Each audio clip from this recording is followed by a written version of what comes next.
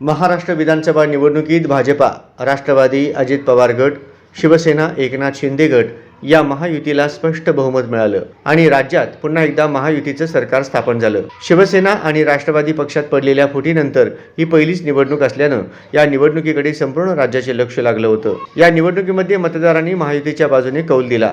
त्यानंतर 5 डिसेंबरला नव्या मंत्रिमंडळाचा शपथविधी पार पडला। देवेंद्र फडणवीस यांनी मुख्यमंत्रीपदाची तर एकनाथ शिंदे आणि अजित पवार यांनी उपमुख्यमंत्रीपदाची शपथ घेतली। यानंतर रविवारी 15 डिसेंबर रोजी नागपूर हिवाळी अधिवेशनाच्या पूर्वसंध्येला नागपूर येथील राजभवन येथे 39 मंत्र्यांनी मंत्रिपदाची शपथ घेतली। दरम्यान राष्ट्रवादी काँग्रेस पार्टी, अजित पवार गटाच्या वतीनं हसन मुश्रीफ, नरहरी झिरवळ आणि दत्तात्रय भरणे यांनी नागपूर येथे पार पडलेल्या या शपथविधी सोहळ्यात मंत्रिपदाची शपथ घेतली।